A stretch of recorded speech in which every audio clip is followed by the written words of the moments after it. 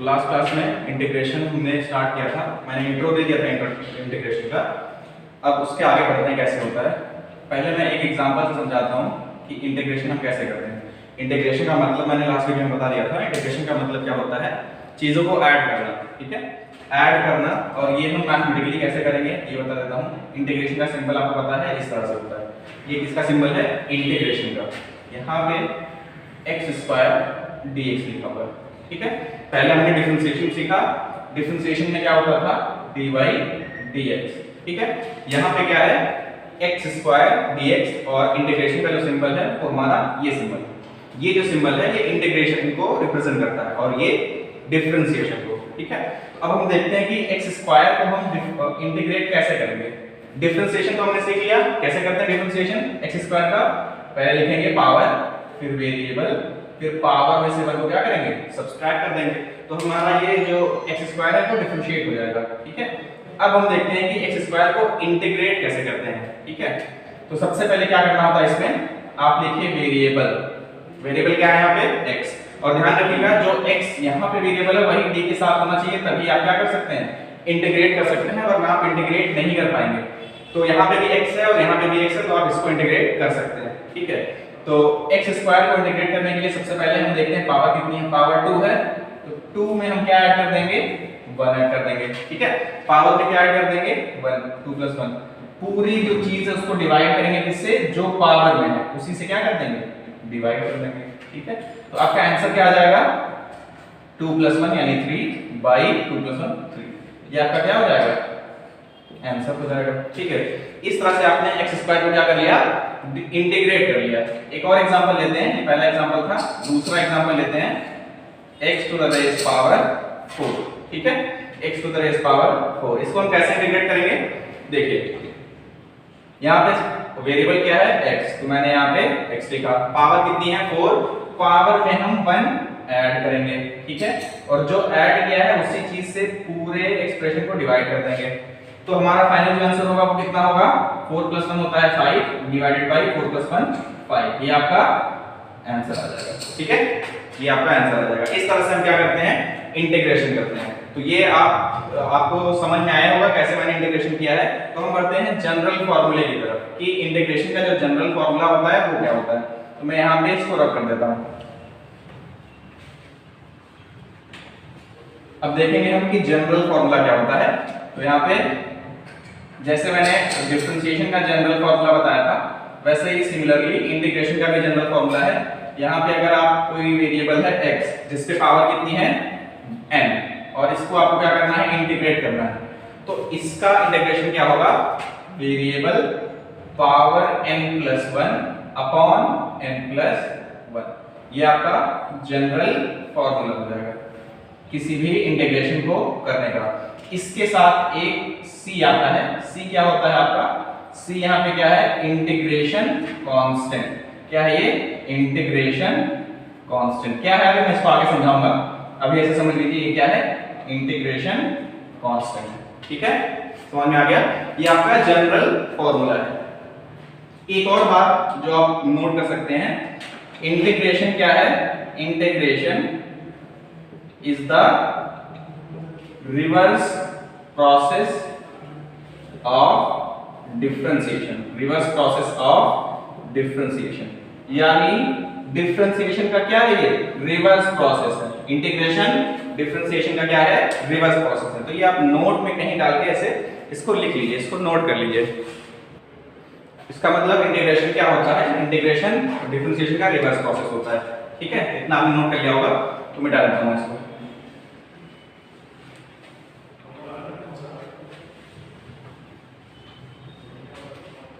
ठीक है, तो अब देखते हैं हम इंटीग्रेशन कितने टाइप का होता है। इंटीग्रेशन होता है 2 टाइप का। एक होता है आपका डेफिनेट इंटीग्रेशन, और दूसरा होता है इनडेफिनेट इंटीग्रेशन, ठीक है। यहाँ पे क्या लिखूंगा, इनडेफिनेट इंटीग्रेशन। डिफरेंशिएशन में ऐसा कुछ नहीं होता है, डिफरेंशिएशन में सिर्फ डिफरेंशिएशन होता है, लेकिन इंटीग्रेशन में क्या होते हैं, 2 टाइप के इंटीग्रेशन होते हैं। एक होता है आपका डेफिनेट इंटीग्रेशन और इनडेफिनेट इंटीग्रेशन। तो तो नाम से ही आपको समझ में आ रहा होगा कि डेफिनेट का मतलब क्या होता है। डेफिनेट का मतलब जनरली क्या होता है, फिक्स्ड। ठीक है, डेफिनेट का मतलब क्या होता है, फिक्स्ड। इनडेफिनेट का मतलब क्या होता है, ऐसी वैल्यू या वेरिएबल जिसकी कुछ वैल्यू फिक्स ना हो, वेरिएबल। ठीक है ना, तो डेफिनेट का मतलब क्या होगा, फिक्स। इनडेफिनेट का मतलब क्या होगा, वेरिएबल। ठीक है, तो जो डेफिनेट इंटीग्रेशन होता है उसको जब आप इंटीग्रेशन करेंगे तो इसकी एक पर्टिकुलर वैल्यू आएगी। फॉर एग्जांपल आएगी, जो वैल्यू आएगी, आंसर जो आएगा उसका आएगा 5 आ सकता है, 10 आ सकता है, -1 आ सकता है, 100 आ सकता है, 0 आ सकता है, 20 आ सकता है, प्लस -70 भी आ सकता है, कोई भी नंबर आएगा। ऐसे एक फिक्स्ड वैल्यू आएगी। जैसे 5 क्या है, एक फिक्स्ड वैल्यू है, चेंज नहीं हो सकता। क्या 5 अगले साल 10 हो जाएगा, नहीं होगा, ये हमेशा क्या रहेगा, 5 ही रहेगा। तो ये एक फिक्स्ड वैल्यू है। तो ऐसे इंटीग्रेशन जिसका आंसर एक फिक्स्ड वैल्यू आता है उसको हम क्या बोलते हैं, डेफिनेट इंटीग्रेशन। और ऐसे इंटीग्रेशन जिसका आंसर वेरिएबल्स में आता है, जैसे x³ 3, x² 4 या y³ 3।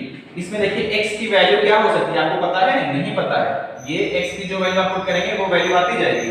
तो ये सारे फिक्स्ड नहीं है, इसीलिए इसको हम क्या बोलते हैं, इनडेफिनिट इंटीग्रेशन बोलते हैं।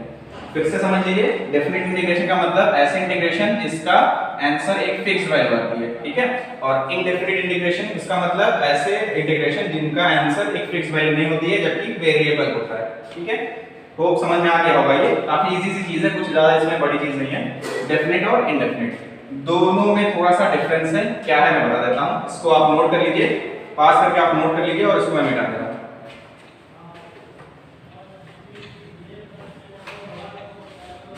और जब भी आप वीडियो देखा करें तो कॉपी लेके बैठा करें और जो मैं लिखवा रहा हूं यहाँ पे उसको नोट करते जाइए। ठीक है, उसको नोट करते जाइए और जो क्वेश्चन मैं कराता हूं उसको खुद से करने की कोशिश करिए। ठीक है ना, तो आपको प्रिपेयर होता जाएगा और आपकी नोट्स भी बन जाएगी। ठीक है, तो हम यहाँ पे अब देख लेते हैं डेफिनेट और इनडेफिनेट इंटीग्रेशन। ठीक है, डेफिनेट और इनडेफिनेट इंटीग्रेशन। इसमें भी डेफिनेट इंटीग्रेशन में भी आपका सिंबल ऐसे ही रहेगा, इनडेफिनेट में भी आपका सिंबल ऐसे ही रहेगा। इसमें और इसमें चेंज क्या है, डेफिनेट में आपको एक लिमिट मिलेगी। क्या मिलेगी, आपको लिमिट मिलेगी, यहाँ पे कोई भी लिमिट आपको नहीं मिलेगी।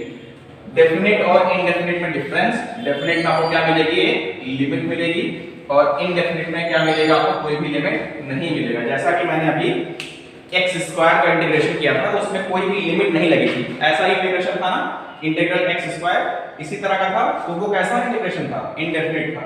ठीक है, डेफिनेट में आपको इस तरह का कुछ मिलेगा, 1 से 2, या ये कोई भी लिमिट हो सकती है, 10 से 20 हो सकती है, या -1 से लेके 1 हो सकता है, कुछ भी हो सकता है। ठीक है, ये -1 से लेके 1 हो सकता है। इसमें कोई ना कोई ये जो चीज है, ये है, इसको हम क्या बोलते हैं, लोअर लिमिट।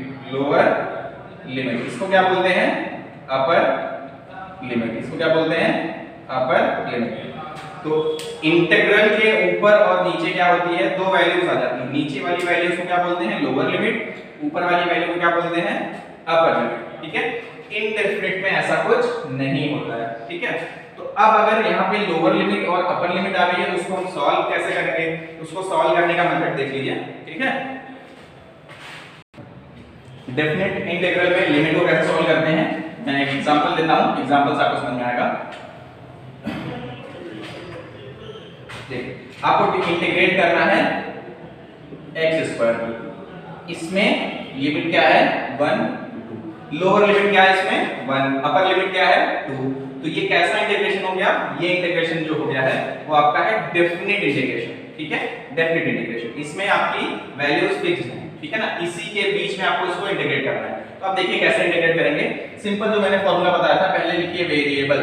ठीक है, वेरिएबल में पावर कितनी है, 2, तो 2 + 1 होल, सारी चीज को किससे डिवाइड करेंगे, जो पावर है उससे डिवाइड करेंगे। ये हो गया। अब आप ऐसे ब्रैकेट्स लगाइए, बड़े बिग ब्रैकेट्स लगाइए, यहां लिखिए लोअर लिमिट, यहां लिखिए अपर लिमिट, ऐसे आपने लिख दिया। ठीक है, इतना प्रोसेस कर लिया, इतना सबको समझ में आया होगा, सिंपल सा है। 2 + 1 कितना होता है, x³ होता है, डिवाइड बाय 2 + 1 ये भी कितना होगा, 3 होगा। ठीक है ना, तो ऐसे फिर लिखिए यहाँ पे अपर लिमिट 2, लोअर लिमिट 1। अब आपको क्या करना है, अब आपको क्या करना है, ये लिमिट सॉल्व करनी है। तो ये लिमिट कैसे सॉल्व करेंगे आप, x की वैल्यू पहले रखेंगे 2, अपर लिमिट जो है पहले वो वैल्यू रखेंगे x की जगह, फिर माइनस लगा के 1 लोअर लिमिट रखेंगे। कैसे करेंगे देखिए, अपर लिमिट यहाँ पे 2 है तो मैंने x की जगह क्या रखा, 2 रखा, तो x की जगह 2 रखेंगे तो क्या हो जाएगा, 2 का क्यूब हो जाएगा, डिवाइडेड बाय 3 कांस्टेंट नंबर है, इसको कुछ कर नहीं सकते हैं 3। फिर x की जगह पहले अपर लिमिट मैंने रख दिया, फिर माइनस लगाएंगे, फिर क्या रखेंगे, लोअर लिमिट। लोअर लिमिट कितनी है, 1, x की जगह क्या रखेंगे, 1 का क्यूब बाई 3। ठीक है, इतना समझ में आ रहा होगा। 2 क्यूब कितना होता है, 2 क्यूब होता है आपका 8 बाई 3 माइनस 1 क्यूब का मतलब होता है 1 बाई 3। ठीक है, अब आपको ये सॉल्व करना आता होगा। 8 बाई 3 माइनस 1 बाई 3 में एलसीएम क्या हो जाएगा, 3 हो जाएगा, ऊपर क्या आएगा 8 माइनस 1। इतना मैं अज्यूम कर रहा हूं कि ये चीज आपको सॉल्व करनी आती है। ठीक है, 8 माइनस 1 कितना होता है, 7 बाई 3 क्या हो जाएगा आपका आंसर हो जाएगा। ठीक है, 7 बाई 3 क्या हो जाएगा आपका आंसर हो जाएगा। ये आपका एक पहला एग्जांपल था डेफिनेट इंटीग्रेशन का, इसको नोट कर लीजिए और समझ लीजिए, फिर आगे हम दूसरा एग्जांपल करते हैं। आपने ये नोट कर लिया होगा, नोट करने के बाद मैं दूसरा एग्जांपल लेता हूं। ठीक है, नोट करने के बाद ये दूसरा एग्जांपल डेफिनेट का ही लेंगे, उसके बाद इनडेफिनेट का आएंगे। ठीक है, एक है y क्यूब dy। मैंने बताया था ना, अगर जो वेरिएबल है जिसको आपको इंटीग्रेट करना है तो d के साथ भी वही वेरिएबल होना चाहिए, तभी आप क्या कर सकते हैं, इंटीग्रेट। अब ये कैसा इंटीग्रल है, ये जो इंटीग्रल है ये इंडेफिनिट है। क्यों इंडेफिनिट है, क्योंकि यहाँ पे लोअर लिमिट नहीं है और अपर लिमिट नहीं है। अगर मैं यहाँ से एक लिमिट लगा दूं 0 to 2, ठीक है, ये मैंने क्या कर दिया, लिमिट्स लगा दी। लोअर लिमिट कितनी है 0, अपर लिमिट कितनी है 2। ठीक है, तो जैसे लास्ट क्वेश्चन जो था उसमें आंसर कितना आया था, 7/3। क्या ये एक कांस्टेंट नंबर है या एक वेरिएबल है, ये एक कांस्टेंट नंबर है। तो जैसा कि मैंने बताया था कि डेफिनेट इंटीग्रल में क्या आता है आंसर आपका, एक फिक्स्ड वैल्यू आती है। तो ये क्या है, फिक्स्ड वैल्यू आती है। ऐसे इसका भी हम देखेंगे, इसकी भी क्या आएगी, फिक्स्ड वैल्यू आएगी। ठीक है, समझ में आ रहा है। तो अब y क्यूब को हम इंटीग्रेट करते हैं। कैसे इंटीग्रेट करेंगे, y पावर कितनी है 3 में क्या करेंगे 1 ऐड करेंगे और इसी चीज से हम डिवाइड कर देंगे 3 + 1। बिग ब्रैकेट लगाइए, बिग ब्रैकेट लगाया। लो अपर लिमिट कितनी है 2, लोअर लिमिट कितनी है 0। ये हमने अपर लिमिट और लोअर लिमिट पुट कर दी। 3 + 1 कितना होता है 4 होता है, और अपॉन 3 + 1 4। अपर लिमिट कितनी है यहाँ पे 2, लोअर लिमिट कितनी है 0। ठीक है, तो अब इसको सॉल्व करेंगे। तो सॉल्व कैसे करते हैं, y की जगह पहले क्या रखेंगे, अपर लिमिट रखेंगे। y की जगह क्या रखेंगे, अपर लिमिट 2 है और y की पावर कितनी है 4, तो 2 पावर कितनी हो जाएगी 4, डिवाइडेड बाय क्या है 4 लिख देंगे, माइनस लोअर लिमिट कितनी है 0, तो y की जगह क्या रखेंगे 0 पावर 4 डिवाइडेड बाय 4, ब्रैकेट ऐसे क्लोज कर देंगे। 2 पे power 2 to the raise power 4 कितना होता है 16। 2 टू द रेज पावर 4 कितना होता है 16/4 माइनस 0 पावर समथिंग, 0 पावर कुछ भी हो क्या आएगा 0, और 0/4 कितना आता है 0 ही आएगा। ठीक है, समझ में आया। यहाँ पे मैंने 4 से इसको कैंसिल कर दिया, 4 4 क्या आ जाएगा 16। तो आपका फाइनल जो आंसर आएगा वो क्या आएगा 4 - 0। 4 - 0 क्या होता है 4 होता है। ये आपका क्या आ जाएगा आंसर आ गया। ठीक है, होप आपको ये समझ में आ गया होगा। जैसे इसको मैंने इंटीग्रेट किया तो एक फाइनल एक आंसर आ रहा है, डेफिनेट वैल्यू आ रही है, इसीलिए इसको हम क्या कहते हैं डेफिनेट इंटीग्रेशन। ठीक है, इसको क्या कहते हैं डेफिनेट इंटीग्रेशन। ठीक है, तो यहाँ पे डेफिनेट इंटीग्रेशन कैसे पता चलेगा, जब भी किसी इंटीग्रल में लोअर लिमिट और अपर लिमिट होगी तो वो हमेशा क्या कहलाएगा डेफिनेट इंटीग्रल, और उसको इस तरीके से आप सॉल्व करेंगे। कैसे सॉल्व करेंगे, जैसे आपने इंटीग्रेशन कर लिया उसके बाद एक बार अपर लिमिट रखिए, माइनस लगाइए, लोअर लिमिट रखिए और इस इक्वेशन को इस तरह से सॉल्व करेंगे तो आपका फाइनल आंसर आ जाएगा। ये आपका था डेफिनेट इंटीग्रल के बारे में। ठीक है, इसको मैं नोट कर लीजिए, आपको इसको मैं रख कर देता हूं, वीडियो पॉज करके नोट कर लीजिए, मैं रख कर रहा हूं। ठीक है, अब देखते हैं डेफिनेट में क्या है। जो एक मैंने अभी आगे क्वेश्चन बताया था सी। ठीक है, आगे मैंने क्वेश्चन बताया था, फिर से मैं बता दे रहा हूं, डेफिनेट इंटीग्रल x² dx। ठीक है, इसको इंटीग्रेट करना है। इसको सिंपली कैसे इंटीग्रेट करेंगे, इसको सिंपली कैसे इंटीग्रेट करेंगे, लिखिए वेरिएबल x पावर कितनी है 2 + 1 डिवाइडेड बाय 2 + 1। ये आपने इंटीग्रेट कर दिया। x 2 + 1 कितना होता है 3 डिवाइडेड बाय 2 + 1 3, प्लस क्या आता है c। प्लस क्या आता है c। ठीक है, ये चीज आप नोट करिए, इसको मैं समझा रहा हूं कि c क्या होता है इसमें। ठीक है, यहाँ पे जो c है उसको हम क्या बोलते हैं, कांस्टेंट ऑफ इंटीग्रेशन। ठीक है, कांस्टेंट ऑफ इंटीग्रेशन। ठीक है ना, ये कांस्टेंट ये आपका डेफिनेट में नहीं आता है, सिर्फ किसमें आएगा, इनडेफिनेट में। यहाँ देखिए मैंने कोई लिमिट नहीं लगाई है, तो ये कैसा इंटीग्रेशन आपका, इनडेफिनेट इंटीग्रेशन है, तो इसमें एक कांस्टेंट ऑफ इंटीग्रेशन आता है। ये क्या होता है, जैसे फॉर एग्जांपल मैंने अभी बताया था कि integration is the reverse process of differentiation. ठीक है, integration is the reverse process of differentiation. ठीक है, अब जैसे आपने x स्क्वायर को इंटीग्रेट किया, क्या किया आपने, इंटीग्रेट किया, तो आपका आंसर क्या आया, x³ 3। x स्क्वायर को आपने इंटीग्रेट किया, क्या आंसर आया, x³ 3। तो अगर आप x³ 3 को डिफरेंशिएट करेंगे, क्या करेंगे, डिफरेंशिएट करेंगे, तो क्या आना चाहिए, x² आना चाहिए। क्यों, क्योंकि मैंने बोला था कि इंटीग्रेशन क्या होता है, डिफरेंशिएशन का रिवर्स प्रोसेस होता है। तो अगर आपको x² इंटीग्रेट करने से क्या आंसर आ रहा है, x³ 3। ठीक है, तो x³ 3 को अगर आप डिफरेंशिएट कर दीजिए तो क्या आना चाहिए, x² आना चाहिए।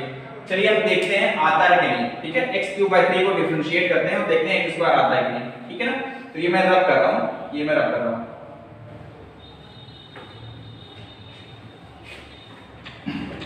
x³ 3 इसको डिफरेंशिएट करना है, देखते हैं x² आता है कि नहीं। तो d/dx ऑफ x³/3। इसमें देखिए x³ के साथ जो कांस्टेंट है वो क्या है, जो कांस्टेंट है वो क्या, ऐसे लिख सकते हैं आप, 1/3 ऑफ x³, क्या ऐसे लिख सकते हैं। तो x³ के साथ जो कांस्टेंट है वो क्या है, 1/3, जो कांस्टेंट है वो क्या है, 1/3। डिफरेंशिएशन में जब भी 1/3 या कांस्टेंट कोई होता है तो उसको हम कहां ले लेते हैं, बाहर ले लेते हैं। अब d/dx ऑफ x³। ठीक है, अब x³ का डिफरेंशिएशन क्या हो जाएगा, पहले लिखते हैं पावर, फिर वेरिएबल, फिर पावर -1। ठीक है, तो यहाँ पे क्या आ जाएगा, 1/3, 3x, 3 - 1 कितना होता है, 2, 3x²। इसको मल्टीप्लाई कर देंगे तो 3 और 3 क्या हो जाएगा, कैंसिल हो जाएगा। यहाँ पे आंसर फाइनल आपका क्या आ जाएगा, x²। ठीक है, तो हमने यहाँ पे देखा कि जब हमने x² को इंटीग्रेट किया तो क्या आंसर आया, x³/3, और जब x³/3 को डिफरेंशिएट किया तो क्या आंसर आया, x²। इसका मतलब इंटीग्रेशन और डिफरेंशिएशन दोनों एक दूसरे के क्या है, रिवर्स प्रोसेसेस हैं, यानी एक दूसरे के क्या है, उल्टे हैं। जो चीज आप इंटीग्रेट करते हो, जो आंसर आता है उस आंसर को आप डिफरेंशिएट कर दो तो सेम आंसर फिर से आ जाएगा। ठीक है, जैसे x² को इंटीग्रेट किया था तो आंसर आया था x³/3, तो x³/3 को डिफरेंशिएट किया तो आंसर क्या आ गया, x² आ गया। अब मैं कुछ और आपको समझा रहा था कि कांस्टेंट ऑफ इंटीग्रेशन क्या होता है। ठीक है, ये एग्जांपल आपने समझ लिया कि x² का इंटीग्रेशन होता है x³/3 और x³/3 का इंटीग्रेशन होता है x²। अब अगर मैं यहां पे लिख दूं x³ 3 + 4, इसका डिफरेंशिएशन करें तो क्या आंसर आएगा, d/dx of this number. x³ जो लास्ट वाला क्वेश्चन है वही है, बस इसमें मैंने क्या कर दिया है, 4 को ऐड कर दिया है, अपनी तरफ से ऐड किया है समझाने के लिए, अभी आप समझ जाएंगे। तो इसमें दो टर्म्स हैं, दोनों टर्म्स को हम क्या कर लेंगे, अलग अलग कर लेंगे, x³ 3 + d/dx ऑफ 4। x³ का डिफरेंशिएशन अभी आपने किया, कितना आंसर आया, x², तो इसकी जगह मैं लिख दे रहा हूं directly x² plus d/dx of 4। Constant का डिफरेंशिएशन कितना होता है, 0 होता है, तो यहाँ पे 0, x² + 0 कितना होता है, x² ही होता है। ठीक है, इतनी चीज आपको समझ में आई, इतना आप नोट कर लीजिए, ये काफी इंपॉर्टेंट है, ये इससे आपको काफी चीजें समझ में आएंगी। ये आपने देखा, ठीक है, तो x³ 3 का डिफरेंशिएशन किया तो कितना आया, x² आया। ठीक है, x³ 3 + 4 का डिफरेंशिएशन किया तब भी कितना आया, x²। डिफरेंशिएशन करने पे रिजल्ट दोनों क्या आ रहा है, सेम आ रहा है। तो आपको कैसे पता चलेगा, जैसे मैंने क्या बताया अभी कि इसको आप इंटीग्रेट करोगे तो ये आ जाएगा। ठीक है, इसको आप इंटीग्रेट करोगे तो ये आ जाएगा, लेकिन अब कैसे आपको पता चलेगा कि x² का इंटीग्रेशन ये वाला है या x² का इंटीग्रेशन ये वाला है, क्योंकि इसको जब मैंने डिफरेंशिएट किया तो ये x² आया, इसको भी मैंने डिफरेंशिएट किया तो x² आया। अभी आपको मैंने पहले लिखा था कि डिफरेंशिएशन या integration is the reverse process of differentiation, तो इसको डिफरेंशिएट इंटीग्रेट करेंगे तो ये आना चाहिए। ठीक है ना, तो इसको जब इंटीग्रेट करेंगे तो ये भी तो आना चाहिए, तो आपको कैसे पता चलेगा कि x स्क्वायर का इंटीग्रेशन जो आएगा वो कौन सा सही है, ये वाला सही है या ये वाला सही है? क्योंकि जब हमने x³ 3 का डिफरेंशिएशन किया तब भी x² आ रहा है, और x³ 3 + 4 का डिफरेंशिएशन किया तब भी क्या आ रहा है, x² आ रहा है। ठीक है, ये कंफ्यूजन हो रही है ना कि डिफरेंशिएशन करने पे आंसर क्या आ रहा है, सेम आ रहा है, लेकिन इंटीग्रेशन करेंगे तो कैसे पता चलेगा कि ये वाला आंसर है या ये वाला आंसर है? ठीक है, इसी कंफ्यूजन को दूर करने के लिए हम क्या जोड़ देते हैं, इसी कंफ्यूजन को दूर करने के लिए हम क्या जोड़ देते हैं, x² का जब आप इंटीग्रेशन करेंगे तो आपका क्या आता है, x³ 3, इसमें हम जोड़ देते हैं प्लस c जोड़ देते हैं, ताकि अगर कुछ कांस्टेंट हो तो वो यहाँ पे रहे, ताकि आपको पता चले ओरिजिनल वैल्यू क्या है। ठीक है, ओरिजिनल वैल्यू क्या है। इसीलिए जब भी इंटीग्रेशन करते हैं डेफिनेट इनडेफिनेट इंटीग्रेशन, तो उसके साथ क्या आता है, एक कांस्टेंट आता है c, ताकि आपको पता चले कि इसको जब आप डिफरेंशिएट करोगे तो आपका ओरिजिनल फंक्शन क्या था। ठीक है, कंफ्यूज अगर आप हो रहे हैं तो आप फिर से सुन लीजिए। देखिए, मैंने इसको डिफरेंशिएट किया तो x² आया, इसको भी डिफरेंशिएट किया तो भी x² आया। ठीक है, अब आपको कैसे पता चलेगा कि हम x² इसको इंटीग्रेट करें तो ये आ जाए और इसको भी इंटीग्रेट करें ये आ जाए, क्योंकि दोनों चीजें सेम हैं। ठीक है, तो इसीलिए जब भी हम इंटीग्रेशन करते हैं, इंटीग्रेशन का जब रिजल्ट निकालते हैं तो उसके लिए हम यहाँ पे क्या ऐड कर देते हैं, एक कांस्टेंट c। अगर कोई कांस्टेंट एक्स्ट्रा होगा तो हमारे आंसर में c की वैल्यू 4 हो जाएगी। जैसे इस केस में c की वैल्यू क्या होगी, 0, और इस केस में c की वैल्यू क्या हो जाएगी, 4 हो जाएगी। ठीक है, समझ में आया होगा कांसेप्ट ऑफ इंटीग्रेशन क्या है। ठीक है ना, तो इतना हम रखते हैं आज के लिए, और बाकी इसके आगे थोड़ा सा और है, एक लेक्चर और लगेगा, इंटीग्रेशन कंप्लीट हो जाएगा, फिर हम इसके बाद मोशन इन 1D पढ़ेंगे। ठीक है ना, तो आप इतना नोट कर लीजिएगा, और इसमें से नोट्स जो मैंने भेजा था उसमें कुछ क्वेश्चंस होंगे वो आप सॉल्व कर लीजिएगा। ठीक है, थैंक यू।